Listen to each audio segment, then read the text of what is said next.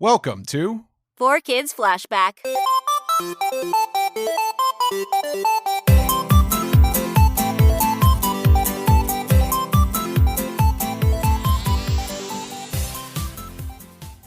Hey guys, Tara Sands here, and welcome to 4Kids Flashback Talkback, where I listen to the messages you left for us and respond and let people hear them, because I think a lot of people feel the same way, and or it will jog the same memories in some people and hit all the feels. The nostalgia is strong on this podcast.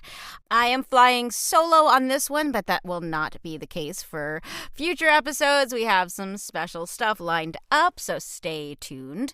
So if you want to leave a message for us that might be played on this show, you can go to speakpipe.com.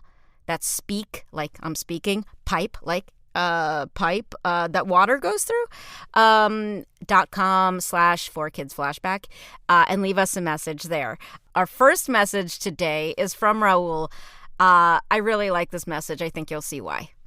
Hello, aka 4Kids Flashback. This is Pikachu Master Piper 2, aka Manuel, and my favorite 4Kids memory was watching Sonic X and Yu-Gi-Oh! On the CW 4Kids / Toonside / Vortex. And also, this could sound very crazy and like, what? But I'm actually one of the few Chris Thorndike fans, because in a way I appreciated the character and sort of is a lot like the character, because I of course I had friends at like school, but not really friends to hang out with after school. So really, Sonic X was like the only show that really gave me comfort and like joy, and like felt like I wasn't really alone as a kid. And I can kind of relate to Chris Thorndike, because he got to go on adventures with the Sonic the Hedgehog, and in a way I kind of got to live through Chris, the one of the main human characters. So yeah, that's my 4Kids like flashback, memories and stuff. Thank you so much for that message, Manuel. I think a lot of people feel like that, where they like a character that maybe is unpopular. I hate to say that about a character on Sonic, but if you guys heard our interview with Susie Goldish, she voiced Chris and knew that it was, again, not the most popular character.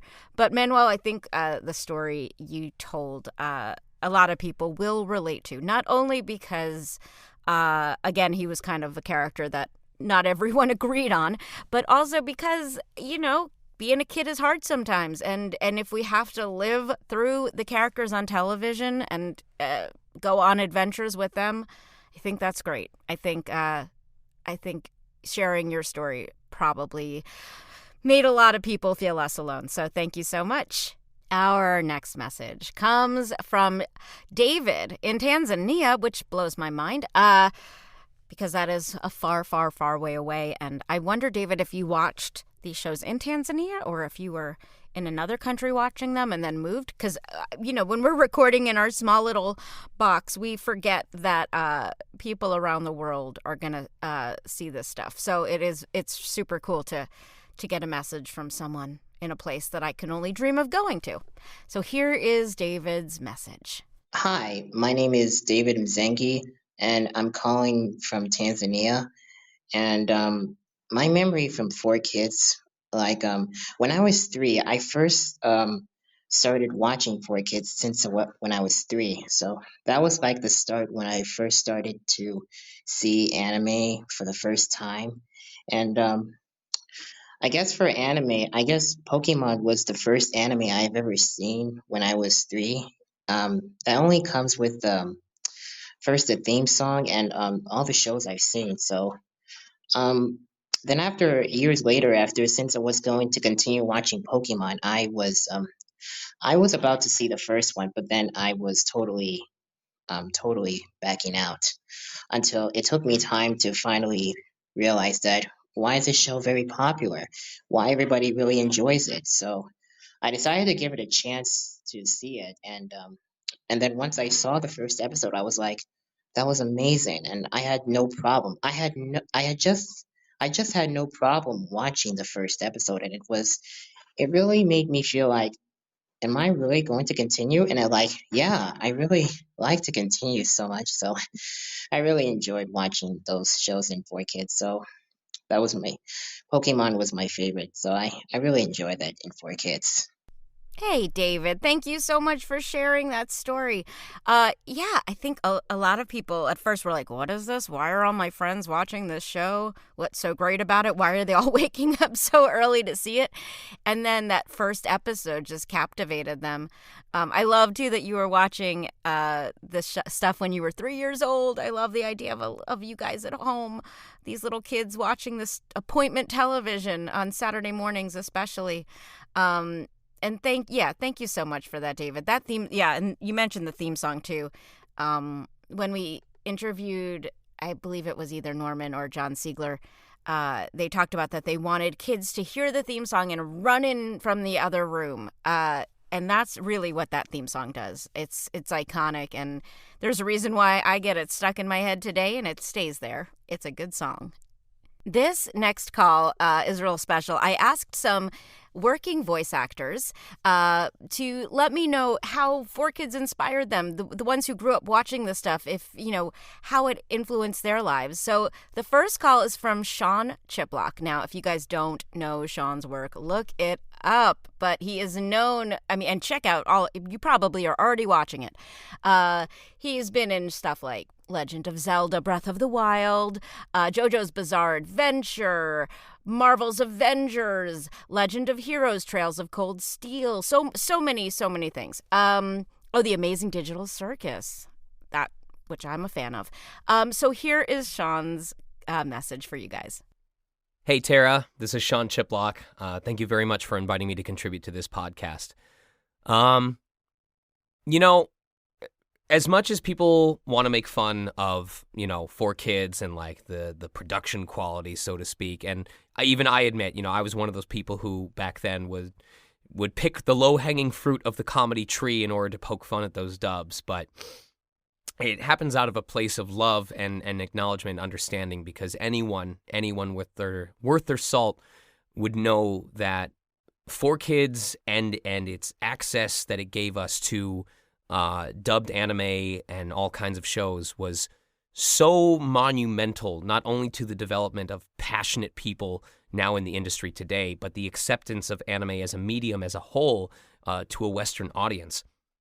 We're talking about a time when outside of Pokémon, not a lot of people paid attention to anime. Sailor Moon was just a thing for girls. Pokemon was mostly geared towards guys at first. Yu-Gi-Oh! Definitely geared towards a specific audience.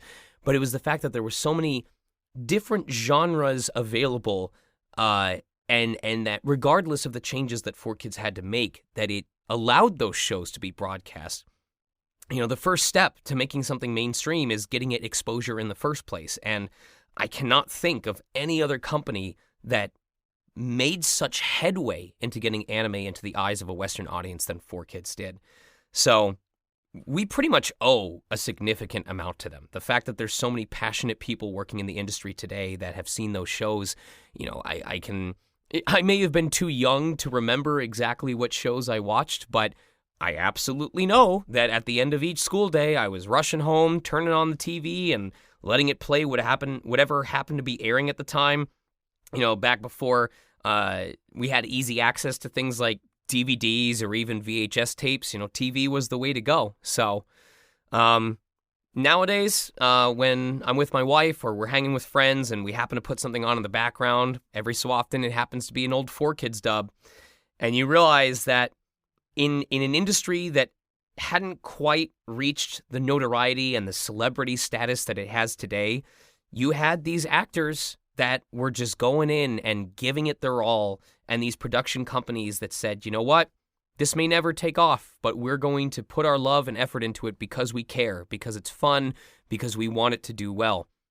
And so I'm grateful that despite all the mockery and the jokes and the memes that people made of it, that 4Kids is what it is and was what it was and walked so that so much of the industry today could run. Like I said, it's monumental what they provided to the industry, and as I've said before, it takes passionate people coming together to make something truly special. Thank you so much for that insightful message, Sean. Yeah, Sean's somebody who's super, super talented, and I really have a lot of respect for. And I love, again, to imagine him running home from school to watch Pokemon. He really seems to get, a lot of what we're talking about with this podcast and why I made it was, yeah, people make fun of 4Kids. It can be a punchline, all that. But all that anime that you love today, we wonder would it have ever made its way over here if 4Kids hadn't done it back then and made it mainstream and more acceptable for kids to watch. And again, kids didn't necessarily know they were watching anime. That wasn't what was important. It was important that they, saw the show and got the message of the story and Ash and his friends and all that. But I love that we were there during your childhood and hopefully inspiring you to become the talented guy you are today. So yeah, thank you so much for that message. We really do appreciate it.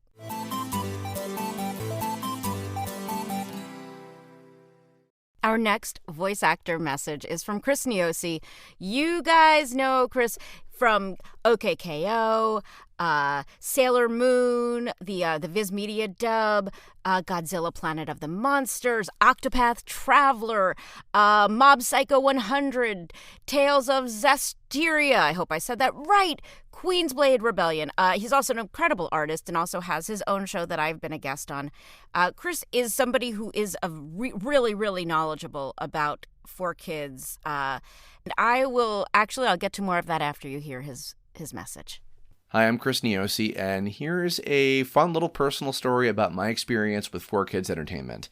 Back in the mid-2000s, when I used to collect a whole lot of my anime on video and DVD, one of my prized possessions of that collection was the original DVD release of the fourth Pokemon movie, Pokemon Forever, Voice of the Forest. Which, of course, featured the illustrious Tara Sands as the voice of young Samuel Oak as a little kid, which was awesome. On that DVD, there was a commentary track that featured the likes of the 4Kids producer Norman Grossfeld, two of the lead ADR directors and writers of the Pokemon English dub from the early seasons, Michael Hagney and Jim Malone, as well as cast members Veronica Taylor, Rachel Lillis, Eric Stewart, and the late, great Maddie Blaustein. On that commentary, I learned for the first time, really, what the dubbing industry for anime was. On that commentary, and you can still probably find this DVD on Amazon if you go look for it now, and I highly recommend it because it's really a treat, and it shows a great glimpse as to how things worked back then. And, as a kid, I certainly had thought about the idea of, it would be really cool to do voiceover someday. I knew that it was a thing that existed, and I knew that it was a form of acting, but really understanding how it worked for working on anime and how they had their process of things and how it was a little bit different for them working with, broadcast standards and practices and, changes and adaptations and rescoring music and changing names and, inserting jokes and adapting different things. It was really educational and informative to me, as just not even a young actor, just a kid that was even thinking about the idea of doing this. And hearing the stories from this cast and crew and how much they loved their job and how much they loved working on this series and how much these characters meant to them and how much, even with the changes that were made and, obviously a lot of the things that by some people 4Kids were, made fun of and picked on for a bit at the time and, even since then. Understanding how these things worked and why they happened the way that they happened. And, the fact that despite that, the work that they did, particularly on Pokemon in those early years, helped make it last and have this tremendous impact on American culture, at least as far as the anime series went. And I just really enjoyed listening to these guys speak so passionately and so professionally about what it is that they do. And that was one of those early things that really got me thinking about, what if I did try to pursue this, and finding out that they lived right in New York City, where I was not far away from at all. And I eventually moved to the city to go to college, and later on grew to meet a lot of these people, including some of the folks that were on that commentary. I sadly never got the opportunity to meet Maddie Blaustein, who I think is an absolute genius, and she is missed dearly, I know, by fans and friends alike.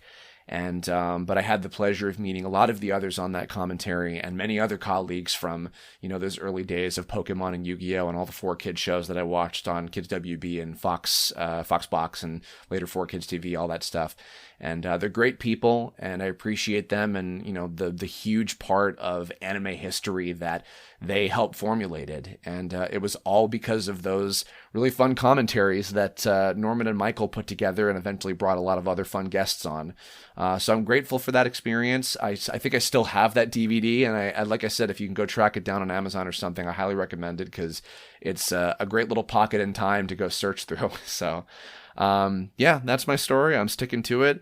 The fact that Pokemon got to be my very first professional voiceover job, many years later, was an incredible opportunity that I'll never forget.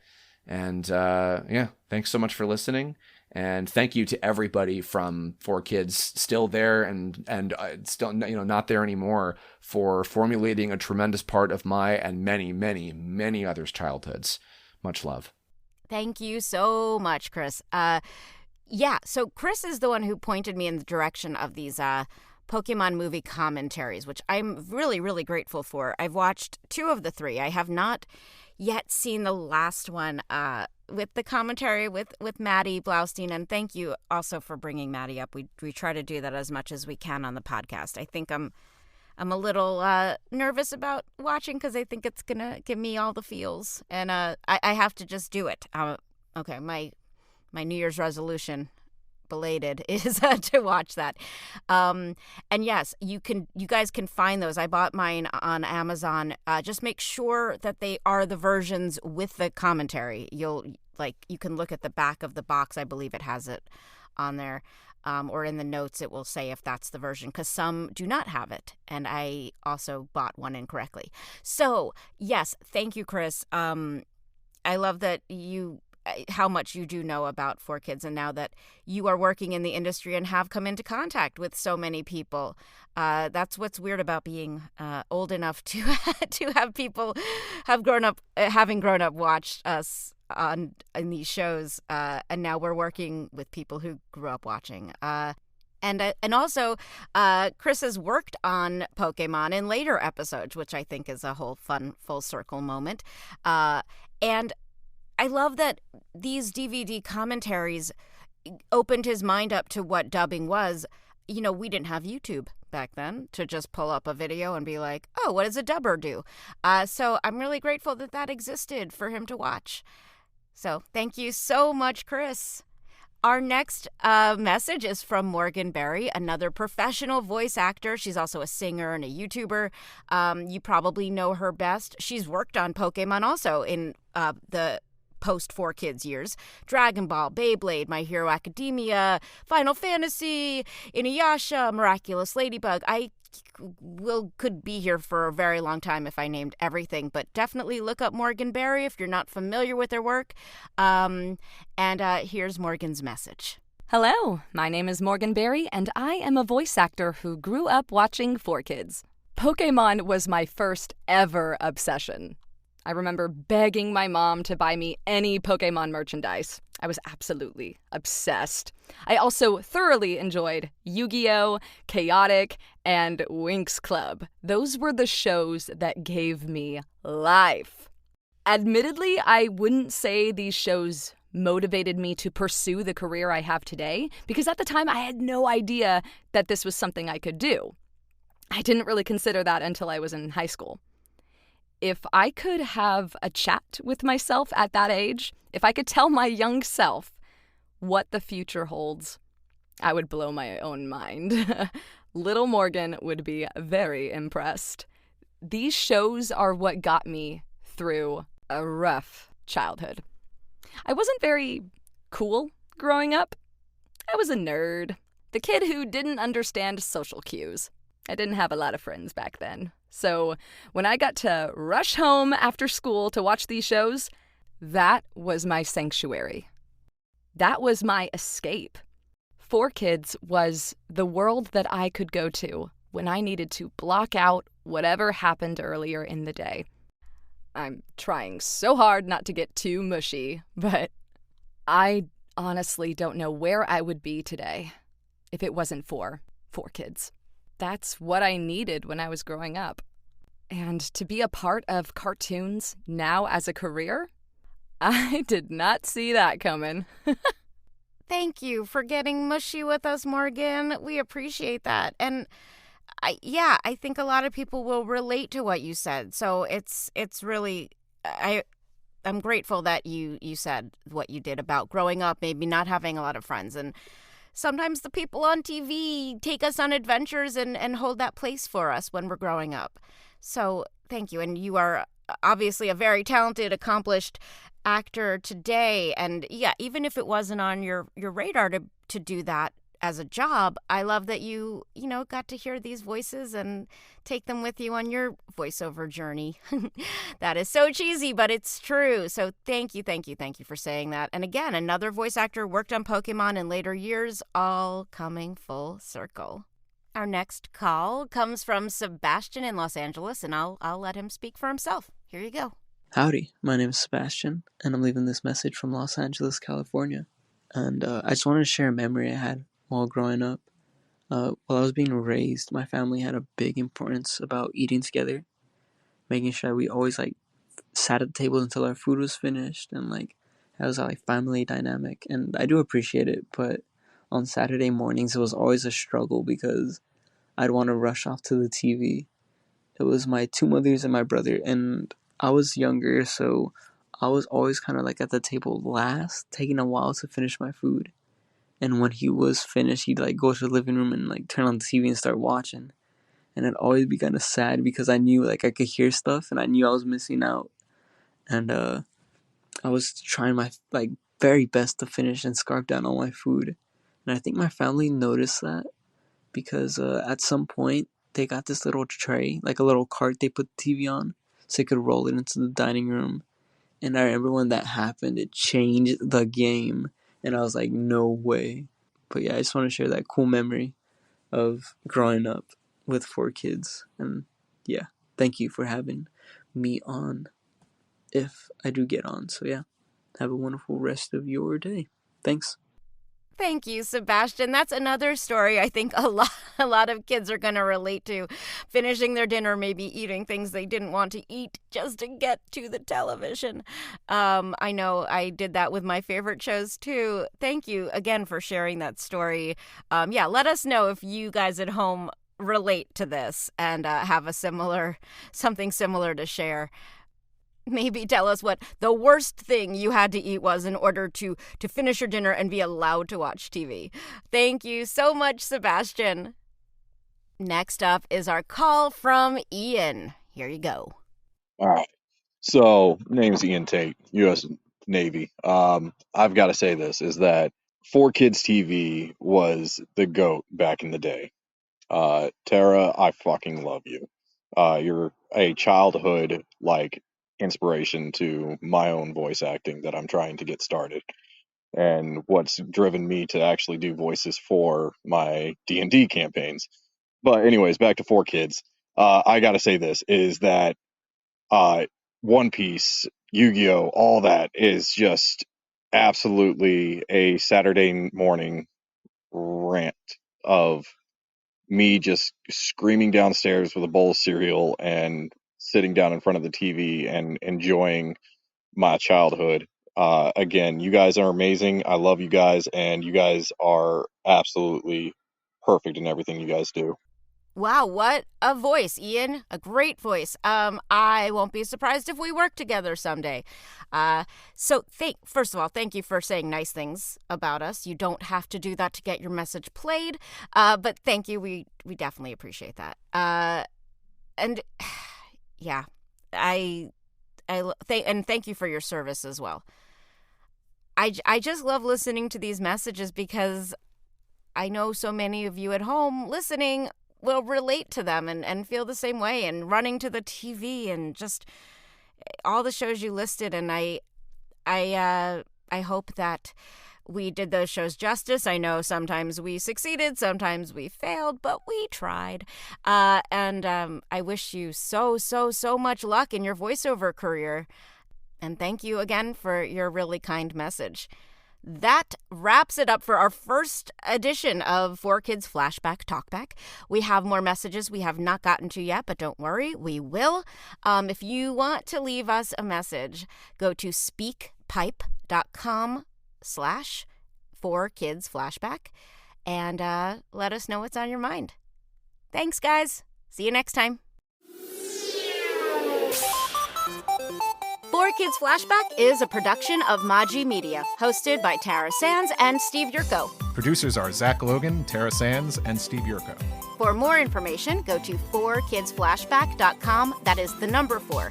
And if you worked at 4Kids and have a story you want to share, please email us at 4kidsflashback@gmail.com. You can find us on social media at 4Kids Flashback, and to listen early and ad-free, head to patreon.com/4kidsflashback.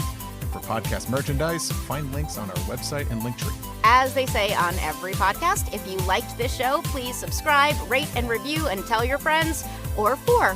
If you want to check out other Maji Media podcasts, go to maji.media. Thanks for listening.